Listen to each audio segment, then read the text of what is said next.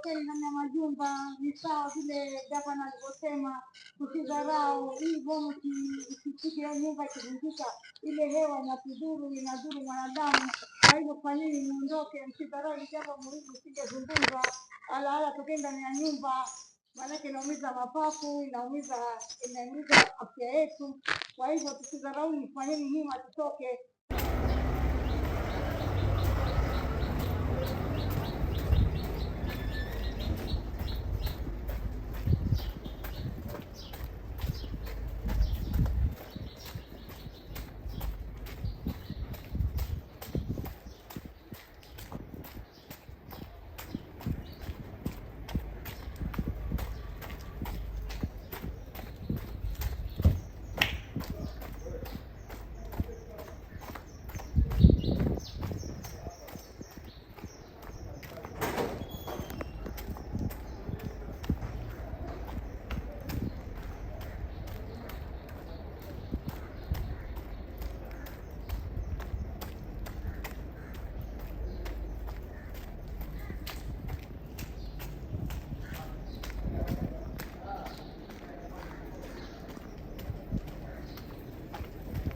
Aibu kubwa kwa Mombasa County kutoa watu kwenye majumba, hata kuwapa fidia ya kwenda ya kunywa chai pia hakuwapa, hata kunywa maji hakuwapa. Je, watu wakiibia kwenye majumba yao waseme nini?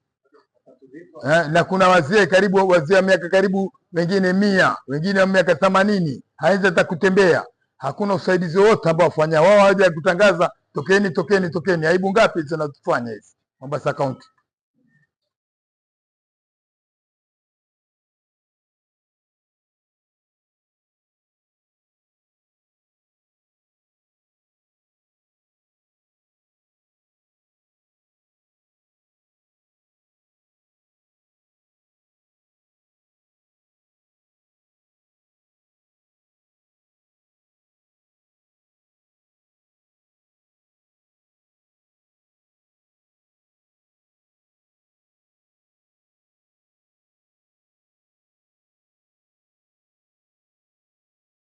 Mambo yako shwari kabisa, kama unavyoona mtaani hamna mtu ya saini evacuation, kila mmoja ameondoka. So sisi tunangojea demolition, alafu mambo yatakuwa fresh alhamdulillah. Tunasema upande wa safety it's a good idea, kwa sababu hatujui kitatokea nini, kwa sababu this is the first time they are doing this, na consequences unajua saa nyingine tunadhania jambo ni dogo lakini likawa na athari kubwa. So naambiwa kila siku ile prevention is better than so wao wamecheza role yao, sisi pia tunacheza role yetu. Kila mmoja anakwenda kwenye ile safe zone, maana ilikuwa ni 1.2 km vile ilivyowekwa, na alhamdulillah sisi tunaomba yani process pia iende vizuri, watu warudi kwenye shughuli zao za kawaida, life move on.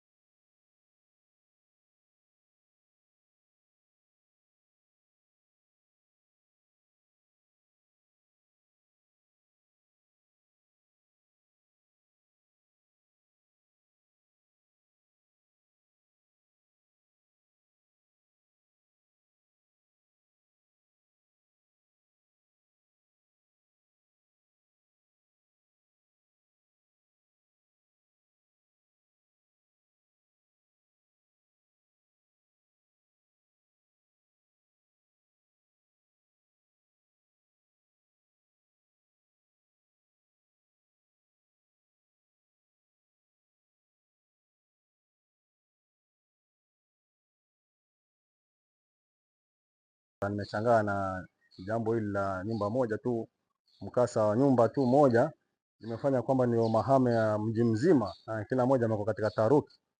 Bali serikali kwa mikakati maalum ambayo itaweza kukabiliana na hili janga, na kuwa hata watu wengine kazi zao ziendelee, lakini utakuta hata sehemu ambayo ni mbali watu wamefunga makazi, watu wako mataharuki, wengine wamerauka nyumbani asubuhi.